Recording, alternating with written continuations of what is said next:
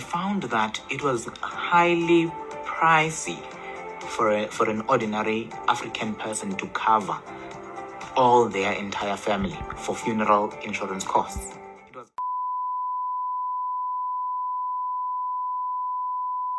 In 1992, I opened the first company in Tembisa, a courier company, the first black-owned courier company in this country. That business, I started it with 280 rand and a Mazda B1600.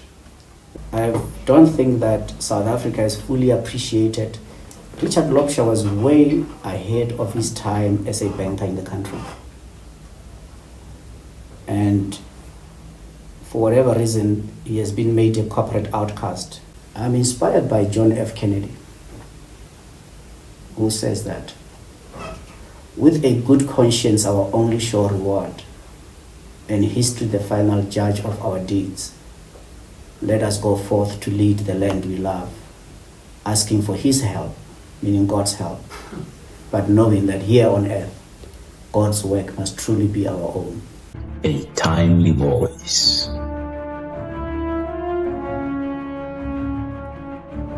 Adventuality SA presents The greatest want of the world is the want of men. Men who will not be bought or sold. Men who in their inmost souls are true and honest. Men who do not fear to call sin by its right name. Men whose conscience is as true to duty as the needle to the pole. Men who will stand for the right to the heavens. Boy.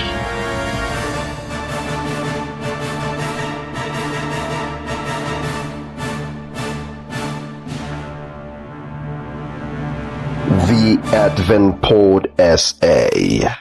Well, it is the Advent Pod SA, a timely voice, and we are brought to you by Adventuality SA. Beloved, today we have an interesting conversation. We're doing Whispers of Wealth on this episode, and we have an illustrious guest with us. I wanted to tell you guys that getting this guest here for you guys, it was quite worth it. So we have an investment banking professional, a corporate director for about 25 years in the energy, natural resources space, financial tech, and currently pharmaceuticals, well versed in his field. My leader, the one and only Mr. Kgadima. So how are you doing today? Good to be here.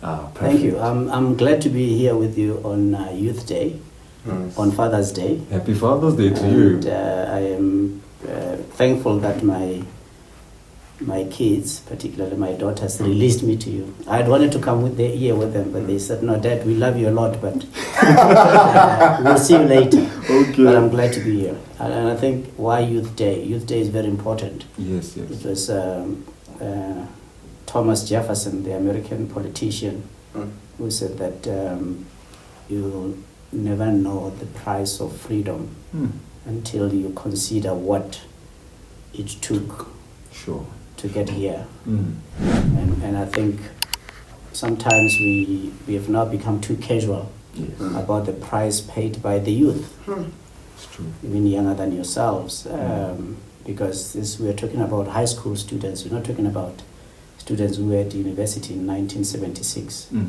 But when you listen to them, the clarity of thought that they have, you can't help but think that indeed God was at work to say, it is time that indeed that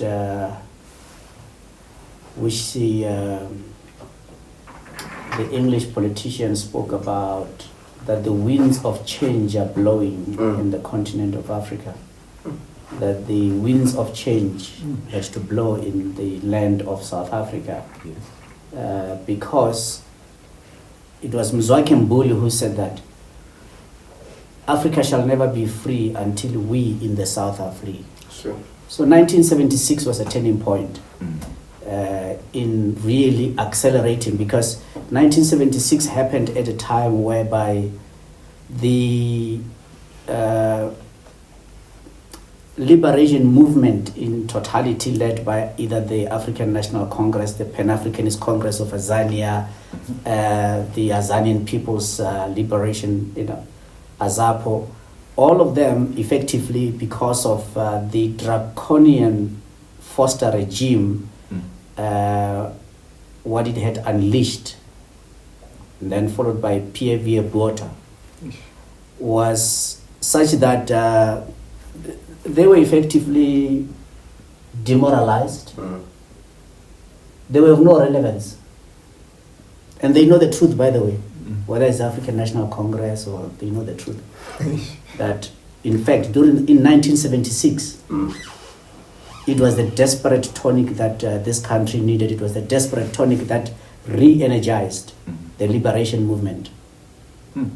And it was counteracted by the formation of the Trade Union Federation, COSATU, and the National Union of Mine Workers. And we know, of course, who became the Secretary General of the National Union of Mine Workers without having ever worked for 1 hour in a mine. But yeah, so I think 76 was important. So today, as we celebrate this day, we have to reflect upon those moments of history which were defining pretty much where what then we have become as a country, and perhaps still developing into. We are Christians, so we believe in reading. When you read what Prophet Isaiah says, he says, "They that wait upon the Lord shall renew their strength." Now, the question becomes, what does it mean to wait upon the Lord? Does it mean I'm just going to be standing there and saying, I'm waiting on God and I pray? In fact, the correct and truest interpretation of it is that Isaiah was writing to people whose mode of transport involved using a canoe where you row in the river. So you row facing backward where you come from, and you're going this direction.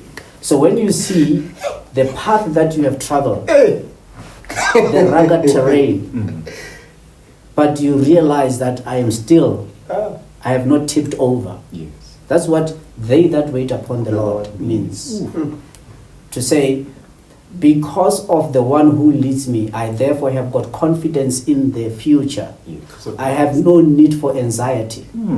So when you correctly interpret what Isaiah says, "they that wait upon the Lord," you will correctly understand what the Lord himself, Jesus Christ, says with his first Sermon on the Mount, which is in the books of Matthew 5, 6, and 7. And the reason they're in 3 chapters is because that was a defining moment. But remember, until about 750 years ago, the Bible actually was just one continuous text without chapters and verses. But as the anthropological, linguistic anthropology developed, we found it a lot more easier that we should actually cut off and in segments, for easier reading, for comprehension, for reference. But then that you will understand why Christ says that, look, worry about nothing, because God, your Father, who has created you, he provides for the birds of the sea, of the air, he clothes the lilies. What more about you? What more about you? So, but that's a long story about Youth Day in this country. I was just trying to say, look, let's cherish it, and particularly at this time, because some of the things that those young people who now in retirement age, those that have been blessed still with life to be alive, they look back and sometimes wonder if it was worth it. And the only way we can reassure them that indeed it was worth it is about mounting a new struggle. For sure. And you struggle. You'll get into that, yeah. Very nice, very nice. So we've had a tribute for all of you guys of the Youth Day, June 16, and now we'll just tap into Mr. Kgadima, the person. So just for reference, because people might know you as, you know, the product, perfect, finished Mr. Kgadima there, the CEO of 25 years in certain spaces. But how did your journey start? Maybe in a quick, brief summary. Where did you start with your investment banking, for instance, and things like that? I mean, I didn't start in investment banking. So effectively, I am what first and foremost will be called an entrepreneur. Nice. Okay. And I want to perhaps maybe help the viewers to reflect upon that. Where does the term entrepreneur originate and what does it actually mean? Okay. The practical meaning and application. Take us through that, yeah. So the term entrepreneur is actually found in the book of Genesis chapter 1, verses 29 and 30. In fact, from 28 to 30, that's where you really find a true meaning of the term entrepreneur, and specifically verse 28 is the one that defines for the very first time, because entrepreneurship is actually a biblical injunction. It is God's idea.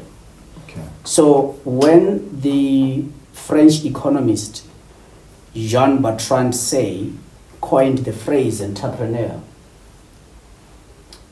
who lived in the mid to late 1800s, and he says that an entrepreneur is a person who shifts economic resources from an area of lower into an area of higher productivity and greater yield. Okay. That is what an entrepreneur does. But when God gives us the biblical injunction in the book of Genesis, right after he says, let us create man. So we have creation. Yes. After creation, then we are given, that's the first injunction we are given, to actually, the concept of saying, be fruitful and multiply has been misapplied. Yes. And sometimes from the pulpit. Very true. With the thought that it means that we must give birth. It's an absurdity in the extreme, because God created every human being that will ever walk the face of the earth in one time, as referenced in Genesis 1:26. Yes. So everybody is created at that time. You're just born at different times. So Adam is born in the account of his birth, not creation. The account of his birth is in the book of Genesis chapter 2 verse 7. Yes, the account, you're right. Yeah. Yes. Then we have other births until it comes to us. So because there is nothing that I can do, so I mustn't be too pompous and think that I can create a human being. It is near blasphemous to actually make such a claim. Because God created every human being. I might just have a blessing that, I'm saying, these are my kids. But God said, you know what, for you, I will place you with this African here. So God has entrusted me with fatherhood. So it's And a gift. it's a gift. But also a blessing. Sure. So there is nothing that I can do. And hence, therefore, I understand clearly what an entrepreneur is supposed to do. So whether you are a pastor, you must take people whose spiritual resource might be, their life spiritually might be on the low. Okay. You must then encourage them from the pulpit to get into an area of thriving, so that then I have come so that they may have life and have it in full and in abundance. Yeah. Then can become practical. Sure. So I'm saying, pastors, you yourselves are entrepreneurs. So before I even get into the point of saying, as a chief executive officer of a company, as chairman of very august organizations, as is on my CV, but I must have that understanding that entrepreneurship is not about a small business. Okay. Entrepreneurship is what God has given us the injunction of. And So with that in mind, so when I left high school and then I had to go to College of Business to study for a degree in commerce, I had two choices, either to be an accountant or to be a lawyer.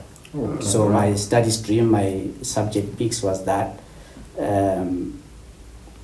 so that I could then choose between the two. And then as I was nearing completion, I found that I was more inclined than to be a bean counter, an accountant. I was inclined to do more. And I mean, at the time, I'm talking about 1991, 1992, it was at a time whereby in this country, there were not many investment bankers. Okay. And there were some merchant bankers here and there. Merchant banking today has evolved, and the term would be more on corporate banking. Right. But effectively those were merchant bankers. And then investment bankers were very few. I must say, however, that I'm saddened that we have not as a country developed a breed of investment bankers in this country. Hence, our economy is not growing at the rate it should be. Really? Because if we had investment bankers who truly understand what investment bankers do, we should have having the most thriving equity capital markets, meaning we should not have seen in the last 15 or so years a decline or an accelerated decline in terms of companies that are listed on the Johannesburg Securities Exchange. Yes. We should have seen a growth, not delistings, but we should have seen more listings. New money should have been raised on the capital markets, meaning by listings or doing bonds, to then fund productive sectors of the economy, which will then create jobs. Sure.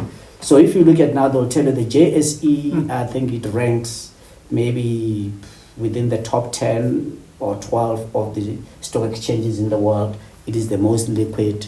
60% of the daily turnover on the JSE comes from foreigners. Yes. But that is a gambling pool, that's a casino.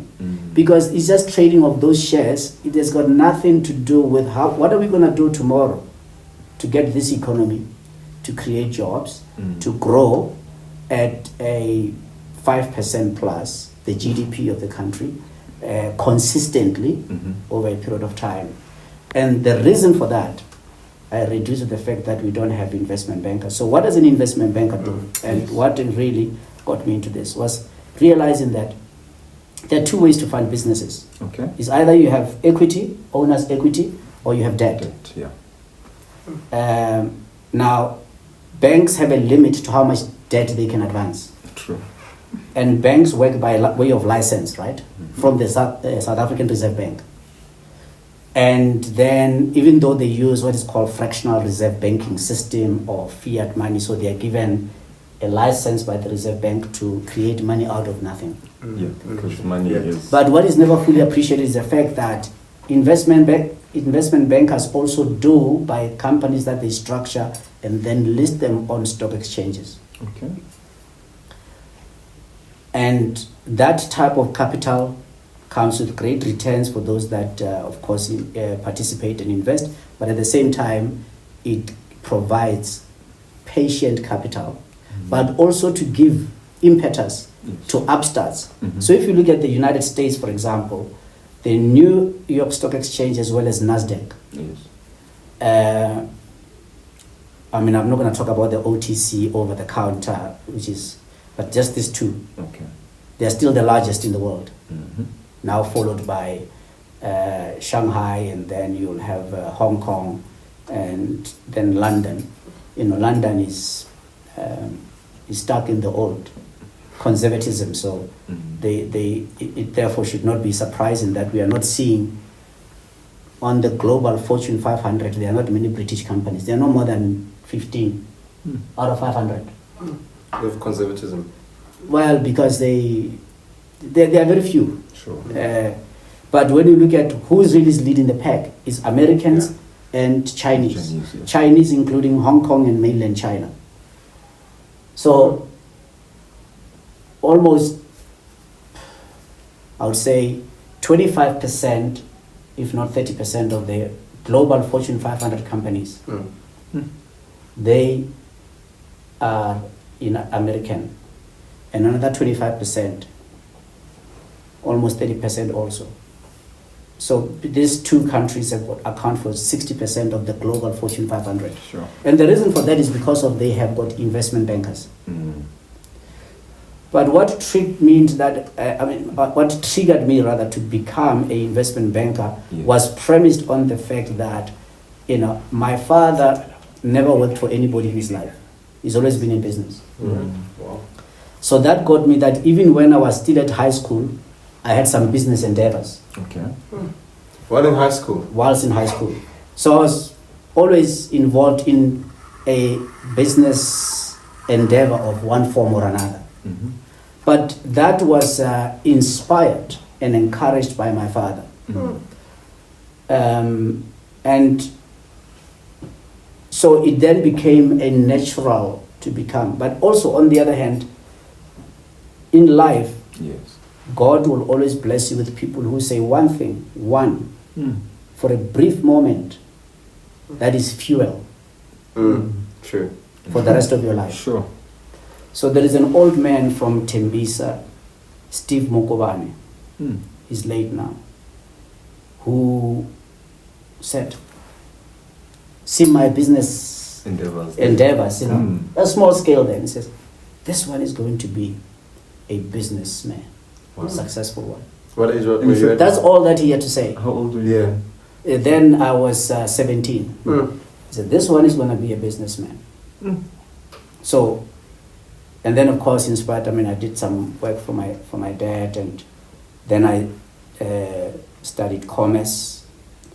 And then in 1992, I opened the first company in Tembisa, a courier company, the first black-owned courier company in this country. Yes, sir. It's called WMA Express. It had the motto and the byline of, say, striving for perfection.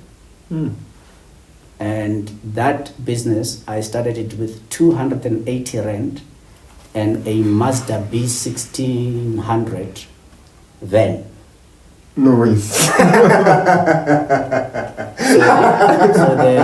the 280 rand I had was all the fuel that I went.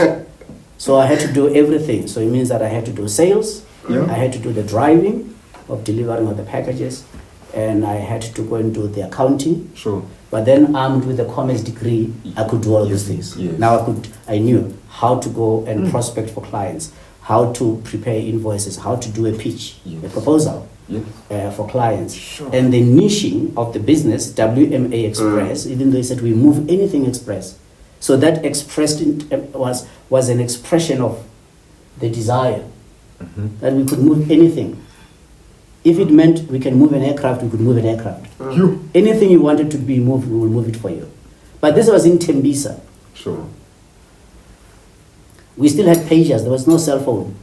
So I received a message on a pager from clients on whether or not I should go this direction or that direction. Okay. And so in terms of now formal entrepreneurial pursuits, a formal company, WMA Express was. And that business, I sold it in October 1993 to a company called Independent Express. Again, God will bless you with people. We need to remind our viewers. So I'm a fourth generation Seventh-day Adventist. Hallelujah. And I'm a Christian. So when I'm saying I'm a Christian and I'm a Seventh-day Adventist Christian, it's not because I'm trying to say to people, oh no, you need to come this direction of mine. I'm saying, understand my frame of reference in terms of life. Understand how I approach. Your worldview, basically. Yes, my worldview is informed by being a Adventist, and more so. Of course, I grew up in the church, eventually I got baptized after having gone through a year. In those days, we used to go through a full year of study before you get baptized and be tested. Amen. You get tested Preparation before occupation. Yeah. Do you agree that you want to be baptized as yes? No, you must be tested. Yes. Have you comprehended? Intellectually so as well. Yeah. So, but as I say, that therefore, You met when I say God will put people in your life, Yes. I mean exactly that. Because there's a guy, Carl Duplessis, who was one of the directors of Independent Express. They were my client, Okay. who I was now moving. So they are a courier company, Okay. but WMA Express was niched on the outlying areas and the townships. Townships. Because in those years, a branded vehicle could not get into the townships. It would be torched, it would be burned. So here I was now realizing that there's a niche. I say, well, I'll give you those people there in the township, they still need a courier service. So we'll give them a courier service. And here I am at your service. Nice. So that's how that business started. And it helped me in many ways to be able to fully discover and give me confidence, which led to the person that I have become today. Sure. And Carl Duplessis, after having seen the service that I was offering to them as my client, I got to do work in the on the eve of the democracy with the negotiations. Really? I was delivering minutes Okay. from both CODESA and the multi-party negotiating forum meetings to some of the leaders. I bet they didn't know this. So I had to go to, the people who were delegates Okay. at Kempton Park to their houses. I mean, I'd go to places like Madadeni, to the house of Oscar Dromo, who was and Reverend Mdalos, some of the delegates from the key political parties or formations that were participating there. And that was a blessing that I had. And also in terms of some of the the big companies, I think of National Sorghum Breweries, for example, I was delivering their documents everywhere else because it was a business that was given to black people. Professor Mahanyele, a great man indeed, who also made it possible. So with Carl Duplessis, then he said, you know what, in this, we would like to buy your business. Okay. And that was a great moment because then it helped me to be able to get into the mainstream. All right. Because even in those days, it was difficult for black businesses to get capital. So I think of the late Ketham Tembu, who ran a company called AFGEN, African General Insurance. He was my first insurer who took risk on insuring WMA Express going to areas that were regarded as risky. Gotcha, yes. So gave us insurance. How important is that? Because most businesses just enter business and they don't even insure sometimes. How important was it for you? The education helps. Yes. If I didn't have a commerce degree at the time when I started, I wouldn't Just have went known that some way. of the things. I would have taken them for granted. It's for that reason that I always say, an entrepreneur is not somebody who's running an informal business. Then we say they're entrepreneurs. Entrepreneurship, actually, it means that you must be skilled. Yes. You must have acquired the knowledge in order to be able to develop the experience, which will lead to developing expertise. Okay. So those are some of the things. But that was great. I think it helped me then. Well, of course, I sold the business, but of course, I then wanted more. And God will always bring people your way. So later on, my journey into investment banking would not have been possible if you look at, the man who was the CEO of Nedbank. It was called Netco at the time. Richard Lockshire. I don't think that South Africa has fully appreciated Richard Lobsher was way ahead of his time as a banker in the country. And for whatever reason, he has been made a corporate outcast. It pains me a great deal because I know that that man would have to this day continued to add so much value. Had it not been for people like Richard Lobsher and having used his position with understanding, being the CEO of one of the top 4 banks in the country, to make it possible for black people like me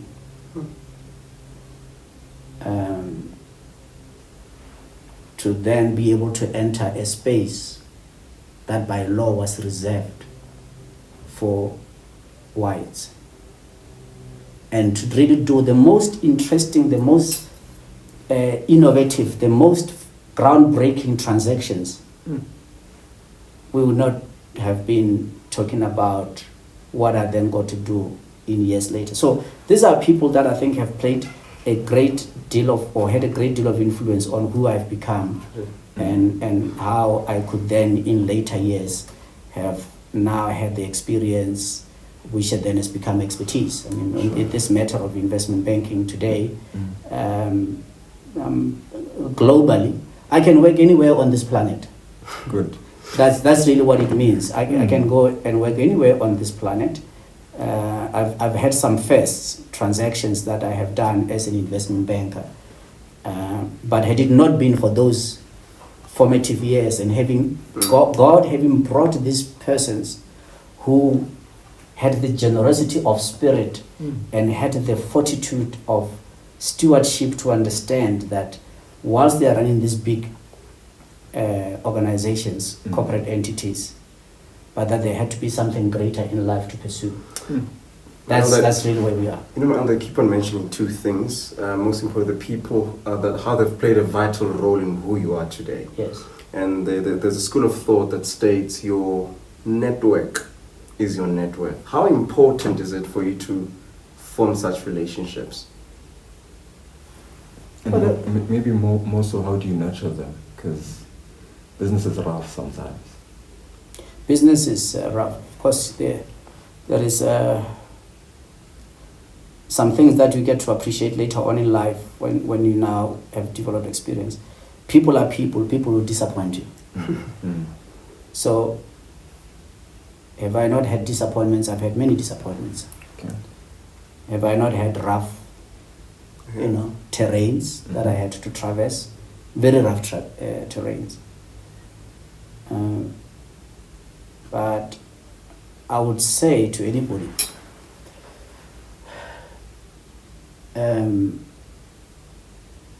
I'm inspired by John F. Kennedy, who says that with a good conscience our only sure reward, and history the final judge of our deeds, let us go forth to lead the land we love, asking for his help, meaning God's help, but knowing that here on earth God's work must truly be our own. So if the principle is right and the philosophy is right, even when you get disappointed by colleagues where you might have differences, you remain standing because you are anchored. And then the people that, I have not had any follow-up interactions with these people that I've mentioned in many years, but I know, even many, I can go back 20, 30 years with relationships that are there. I know that they are solid. They are very solid. So I think it's true that the network only becomes fortified based on what you determine. And what you determine is your personal motto in life. Yeah. I keep on mentioning, I think before we transition, God. I think every time I keep on saying his help, his hand, his presence in your life. And I know your personal motto says, not that there's anything significant from me in terms of competency, but in that my competency comes from God. How important is it for us to acknowledge that, you know what, we are simply transparent mediums through which God displays His glory? How has that formed the man that you are today? I think that's fundamental. Because if I look back, that's why I spoke about Isaiah, they that wait upon the Lord. And I gave you then the correct or the truest meaning and interpretation of that phrase, they that wait upon the Lord. Is that when you look back as to the journey that God has taken you, you know that, listen, this is not my own doing. You know, the Jewish people wear this thing on their head. Yes. Yeah, so I asked them, tell me about what's the story here? Because I had to wear it. I was told, no, you're here. Where did you have to wear it? So I said, okay, and I'm wearing it. But tell me about it. And I was very inspired to understand that it is actually to serve as a reminder. Don't be a big shot. Because when you're a big shot, when you're number one, the buck stops with you. Okay. So understand that you might be, a lot of people give you accolades. Oh no, you're great, you're this and this. When you go to bed at night and sleep, don't let that get to your head. Don't let that get to your head. Very important. Yeah. Not big. You might think that I'm the most interesting person. Just relax and understand that it has been a blessing to you. Don't be a big shot. Thank you. Oh, well, that was journey.